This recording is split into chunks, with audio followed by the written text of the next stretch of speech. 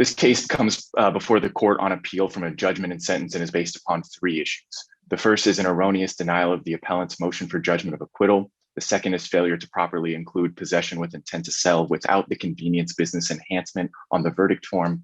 And the third is abuse of discretion by the trial court in excluding relevant evidence. I'll be discussing each issue in order. Going to the first one, denial of the judgment of acquittal. There are three subparts to this argument. The first one being that the state failed to establish actual possession of the cocaine. The state failed to establish constructive possession of the cocaine. And the state failed to establish that the 7-Eleven in question was in fact a convenience business under Florida statute 812.171. With regard specifically to the actual possession, the appellant never had exclusive possession of the cocaine. In this instance, knowledge and control cannot be inferred unless there are incriminating statements or other circumstances that would support such an inference. In this case, there are none. The appellee in their answer brief relies on the first statement given by Detective Burbridge on his direct, where he states, and I quote, "So as the car was pulling up, the front passenger seat had an orange box, maybe 3 inches by 5 inches. The box was open. I was able to see a plastic bag and identified the substance in the bag as crack cocaine. That box is handed to the driver, Torrance Taylor. Torrance Taylor opened up the center console, removed a digital scale, took the crack cocaine from the bag, weighed it out. The crack cocaine was turned over to me. I turned over the $100. This comes from the transcript at page 134 through 135. This is insufficient to establish actual possession for three reasons. The first being, as admitted by Detective Burbridge during direct and cross-examination, his testimony is completely contrary to what's depicted in the video as presented by the state and the defense at trial. I would encourage your honors to watch the video in formulating your decision, as it's a part of the appellate record. And because the appellant's argument in this video does not establish a prima facie case to support actual or constructive possession. Secondly, Detective Burbridge recants and modifies his testimony throughout the questioning, and the final uncontradicted version submitted into evidence establishes that Burbridge only spoke to Torrance Taylor. The initial tip regarding the drug deal to begin with was only regarding Torrance Taylor. Torrance Taylor conducted the transaction on his own, and that until Burbridge saw Torrance Taylor manipulating the orange box by removing the drugs, removing them from a bag, and then weighing them out, he didn't know anything about the box or its contents. With regard to this, Detective Burbridge's final statement was, I had no idea about this cardboard box. What was in it? Before I seen Mr. Taylor on his lap, and I was clearly able to see the drugs inside of that same cardboard box." This is taken from trial transcript at page 165. So with that, your honors, that is Detective Burbridge admitting that until Mr. Taylor was manipulating the contents of the box, he was unable to determine what was inside of that box.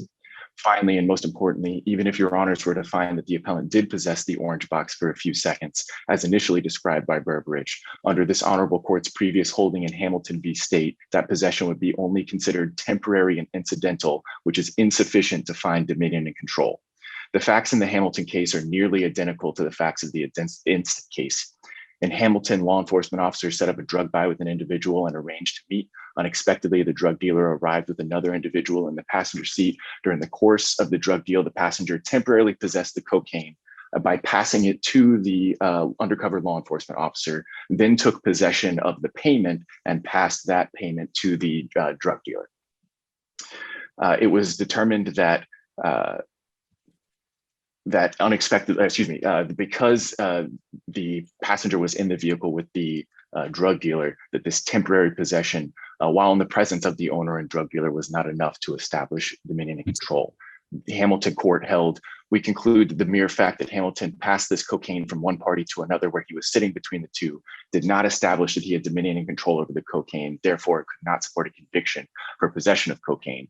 In reaching this decision, and the appellee points out in their answer brief, the court did look to Campbell v. State, which held that dominion and control is not established where a defendant takes temporary possession of contraband in the presence of the owner for the sole purpose of verification or testing, and no other evidence from which dominion and control can be inferred.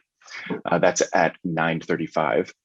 In the Hamilton case. The appellee has correctly pointed out that Florida statute 893.02 subsection 21 does state possession includes temporary possession for the purpose of verification or testing, irrespective of dominion and control. However, just as this honorable court found in Hamilton, the statutory exception to Campbell would not apply in the instant case, because just like in Hamilton, the incidental and temporary possession was not for the purpose of verification or testing, and was in fact much more incidental. Thus, under Hamilton, actual possession could not be established. This is further brought forth in the case in Shaka v. State. This is brought forth by the appellee in their answer brief. It is factually distinguished from the instant case in that it's regarding stolen property, and the state wanted to use that fact to establish that the defendant was the person that committed that burglary because he was in possession of that property. In Shaka holds, however, that the possession must also be personal, and the state must also be able to show that the suspect exercised dominion and control over the property. Additionally, this court has held that possession requires a conscious and substantial possession as distinguished from a mere involuntary or superficial possession, which is exactly what we have here in the instant case, is the incidental and superficial possession of the cocaine at best by the appellant. With regard to constructive possession, the state is only able to establish mere proximity to the cocaine in a jointly occupied vehicle without establishing knowledge at the time of the appellant's alleged possession. In the testimony, it comes out that Detective Burbridge, as I previously stated, was not able to determine what was in that box until Taylor was manipulating the contents of that box by taking the cocaine out of the box, which is located in a bag, taking the cocaine out of the bag, weighing it out, and then handing it to Detective Burbridge. So in this case, it's been established then that at best, even if the court were to find for Detective Burbridge's statement that the appellant temporarily possessed the box at the beginning of this transaction, that the appellant's knowledge of what was in the box is not established at the same time. So it was not until Taylor handed the box and manipulated the contents that the drugs become visible in plain view. At that point, it was Taylor who controlled the box, not the appellant. And at no time did the appellant have simultaneous knowledge and control, which is required to prove constructive possession. With regard specifically to the principal theory, which is what the state in the trial proceeded under in this case, the facts of this case mirror those of CD v. State, which is a controlling case brought forth by this court, decided by this court, which holds merely creating circumstances or conditions that allow another to commit an independent offense is not enough to establish one as a principal to that offense.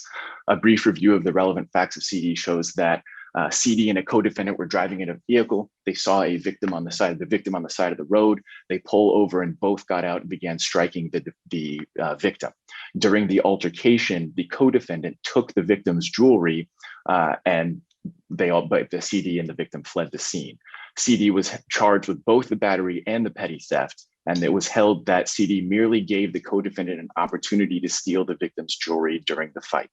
Holding merely creating circumstances or conditions that allow another to commit an independent offense is not enough to establish one as a principal to that offense. In the instant case, the facts as presented by the appellee and the state established at best that the appellant merely created the circumstances for Torrance Taylor to have conducted the drug deal, and that under CD, this would not be enough to support a conviction under principal theory. With regard specifically to the issue of a convenience business as governed under Florida Statute 812.171, the question that was brought forth by the state during trial, the evidence that was brought forth by the state during trial was question, that Burger King on 19 and Moog, is it within 1,000 feet of a convenience store? Answer, yes, there is a 7-Eleven on the west side of 19. Question, okay, and does that store qualify? It's open 24/7, it's a convenience store by statute. Answer, yes, it is. This is the only evidence that's brought forth by the state at trial with regard to convenience business. And this will be discussed more in point 2, but the state failed to establish that the 7-Eleven was a convenience business because they failed to introduce evidence that the 7-Eleven was primarily engaged in the retail sale of groceries or both groceries and gasoline, that it's not solely or primarily a restaurant, that it has less than 5 employees on the premises between the hours of 11 p.m. and 5 a.m., and that it has less than 10,000 square feet of retail space, and that the owner or their family members are not working between the hours of 11 p.m. and 5 a.m. All of this must be proven and established in order for any business to be considered a convenience business under Florida Statute 812.171, and those specific ones that I just listed were failed to be established by the state.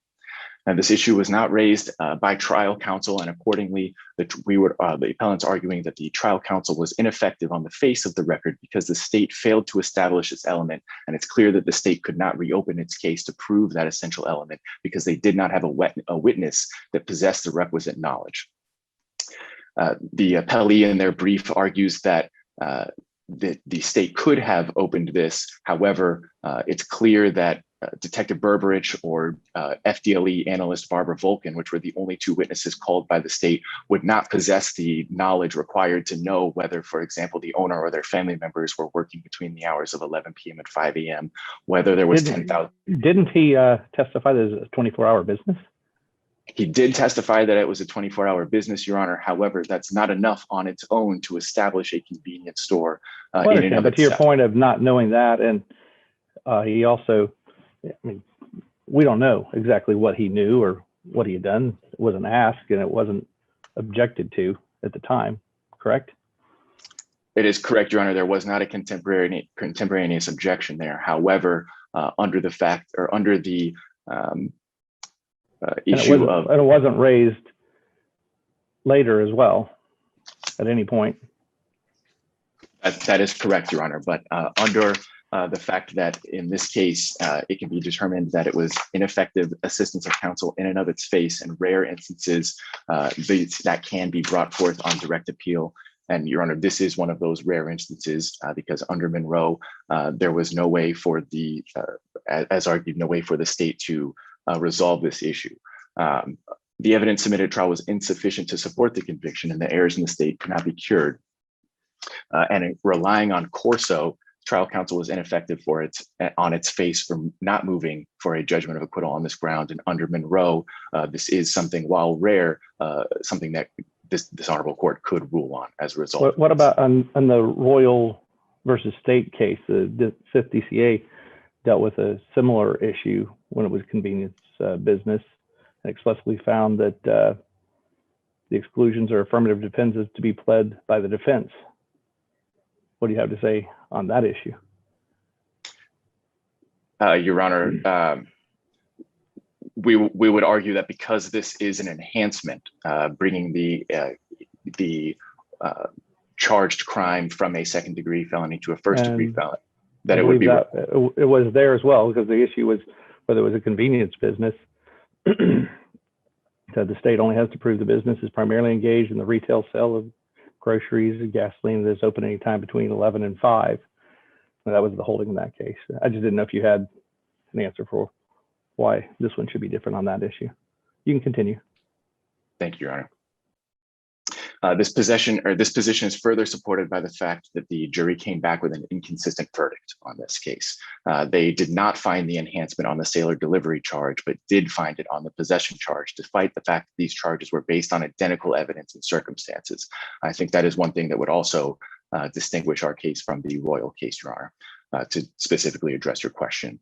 Appellee in their answer brief conceded these issues and agrees with the appellant that it's reasonable to believe that if given the option, the jury would have found the appellant guilty of the lesser included offense of possession with intent. Restated, Your Honors, the appellee is conceding that the verdict form was not in conformity with the requirements set forth by the Florida Supreme Court, and that deficiency did result in prejudice against the appellant by preventing the jury from finding him guilty of the charged crime without that added enhancement. Appellee argues in their answer brief that it could have been a trial or legal strategy by trial counsel to not have included the correct language on the verdict form. However, given that the effect of doing so forced the jury into finding the enhancement on that charge, despite not being supported by the evidence, thus meant that the appellant could only be found guilty of felony in the first degree or the lesser included simple possession, rather than the appropriate felony in the second degree. We would submit that that argument is without merit, that there would be no legal strategy in which a trial counsel could put forth to force a jury into finding that specific enhancement. Also, the appellee presented a notice of supplemental authority 7 days ago in which they put forth an argument under Knight v. State. This case is distinct from that in that Knight v. State holds the new role of law as recognized in Weaver is that there's no fundamental error in jury instructions where there was no error in the jury instruction for the offense of conviction, and there's no claim that the evidence at trial was insufficient to support that conviction. Our current case is distinct from Knight in two ways. The first being that the state argued in their answer brief the issue before the court is a reclassification of the charged crime and not a lesser included offense under Jennings v. State. The second being that in the instant case, the evidence submitted at trial was insufficient to support that conviction. In Knight, Chief Justice Kennedy takes a great deal to specifically state that there was no argument that the evidence at trial was insufficient to support that conviction, which is distinct in this current, in the instant case where that argument is present. The evidence submitted at trial was insufficient to support that conviction, and that is further established by the inconsistent verdicts as brought forth by the jury. So accordingly, even under that new jury pattern doctrine, there was fundamental error, and this court should vacate the appellant's judgment and sentence.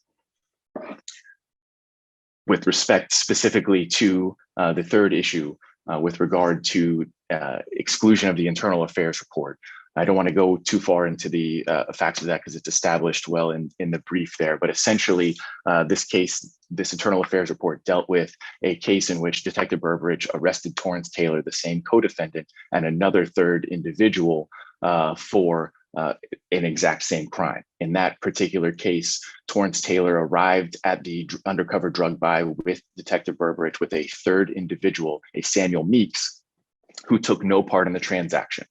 Detective Burbridge privately admitted this in a text message as established in the the internal affairs report, yet Burbridge still arrested him under the principal theory of that drug deal. This is identical to the facts of the appellant's case, and thus that report would not be considered collateral, and it is relevant at a minimum for the purpose of impeachment and should have been put forth before the jury. It's further established that this error was not harmless as demonstrated by the questions asked by the jury during deliberation. During deliberation process, the jury specifically asked if the appellant's prior felony convictions were related to drugs. This means that in weighing the credibility, of the witnesses, the jury was considering impeachment, and only the fact that the appellant was impeached influenced their decision when reaching a verdict, when in fact trial counsel should have had the opportunity to impeach Detective Burbridge as well regarding his prior conduct in a related case. Had trial counsel been able to properly— you are at your 3-minute mark for your rebuttal time. Use the 3 minutes as you wish. Thank you, Your Honor. I'll just be very brief and reserve my final time. Had the trial counsel been able to properly submit this evidence and make relevant arguments, the playing field could have been leveled. However, because the appellant was summarily barred from this argument, the error was not harmless. So in sum, for the aforementioned reasons, the arguments included in the appellant's submitted briefs, we would respectfully ask this court to vacate the appellant's judgment and sentence. Thank you. And with the exception of my rebuttal, I yield my remaining time. Thank you. Ms. Jensen? Good morning. May it please the court, counsel. My name is Kirsten Jensen. I represent the state of Florida. Unless the court wants to, has any questions, I will just address the issues in the order that Attorney Kennedy presented them. For the issue of the judgment of acquittal, the standard is whether or not the state has presented competent evidence from which a jury could infer guilt. The testimony from Detective Burbridge was that the box was on appellant's lap. He handed the box to the driver, who weighed the crack cocaine and gave the agreed upon amount of drugs to the detective. The issue of whether appellant knew the crack cocaine was inside the box was for the jury to decide. The officer's testimony alone is enough evidence to get the issue to the jury. And then also knowledge of the presence of the drugs may be inferred by the location of the drugs when they're found in the exclusive possession of the appellant. In this case, the officer's testimony was that he saw the appellant holding the box.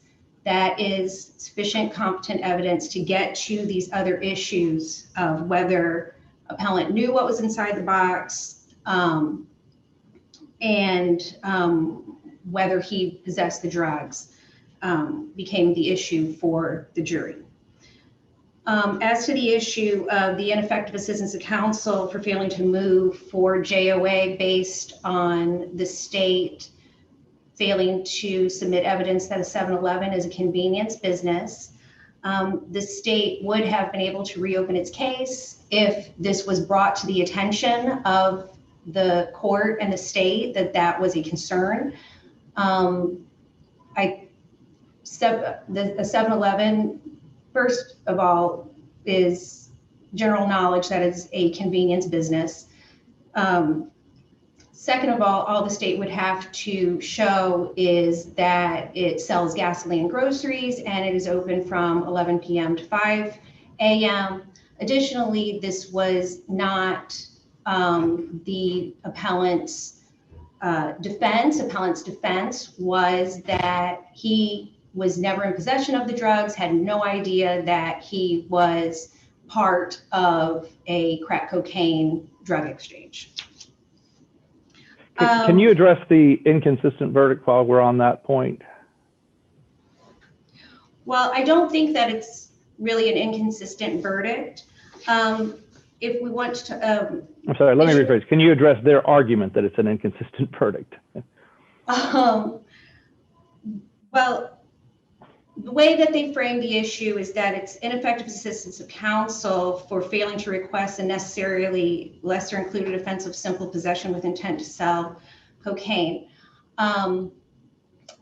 I submitted the case of Knight v. State, which was decided late last year, that the Florida Supreme Court has rejected this idea of jury nullification. We no longer accept this idea that an appellant has a constitutional right to jury nullification. So therefore, in this case, appellant cannot establish how he was prejudiced. He can't establish the prejudice prong of Strickland. The appellant's argument that he was prejudiced relies upon this jury pardon doctrine. So, but in order to argue that the claim of prejudice based on this possibility of a jury pardon, the courts have determined is a faulty premise. Because in order to conclude that that appellant was prejudiced, the court would have to conclude that a reasonable probability existed that if given the choice, the jury would violate its oath, disregard the law, and ignore the court's instructions. We have to presume on this charge, on the charge of possession with intent to sell within 1,000 feet of convenience business, that the jury followed the instructions when it found that the state proved all of the elements of that charge beyond a reasonable doubt. We can only speculate to assume that the jury would have chosen any lesser included offense on that charge. As far as an inconsistent verdict, these are two separate charges that require different elements, and none of us are in the position to speculate why a jury does what it does or why a jury chooses to, but the only thing we can presume is that the jury is following the law. As to issue 3, the trial court did not abuse its discretion when it did not allow counsel to question Detective Burbridge regarding an unsubstantiated report made to Internal Affairs. Looking at the report, there was no real investigation. These were allegations. The facts of the arrest of a separate defendant were not made clear in the investigation. And the Internal Affairs report was unrelated to appellant's case, and it's inadmissible for purposes of impeachment. If the court has no further questions, the state would request that the court affirm appellant's judgment and sentence.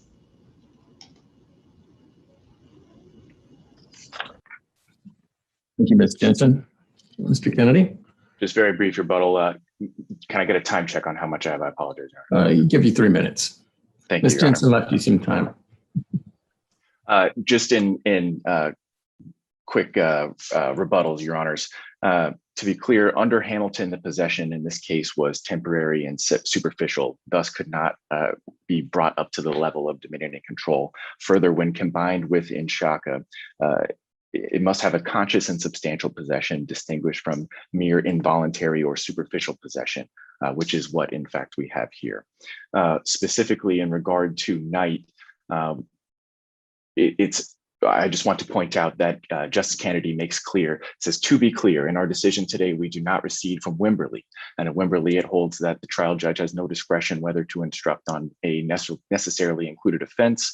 Once the judge determines the offense is necessarily included, the instruction must be given. I also wanted to point out for Your Honor's knowledge that in Allen v. State, the First District submitted a question to the Florida Supreme Court, noting that their decision and Knight and Wimberley may be at odds with each other. It says that we cannot assume the Florida Supreme Court intentionally overruled itself sub silencio where bound by Wimberley, but note its rationale may not be consistent with Knight. It's an Allen v. State 298 Southern 3rd 704, a First District case in 2020, in mid 2020. And then finally, Your Honor, we don't need to, with regard to the verdicts that were given here, the inconsistency in them was specifically with regard to the convenience business distinction. So we don't need to speculate upon what the rationale was that on there, as it was not supported by the evidence that was submitted. The only logical or only conclusion that can be reached based upon the jury's verdict was that because there was not an option for them to find possession with intent to sell, manufacture, deliver without the enhancement, they were forced or had no other option to go forward with that first finding, and therefore the court should vacate the judgment and sentence. Okay, thank you both very much. I'll remind you that in order to leave our virtual courtroom, you need to click the leave button in the lower right-hand corner of your Zoom screen. And once you do that, we can bring in the next case. Thank you. Thank you.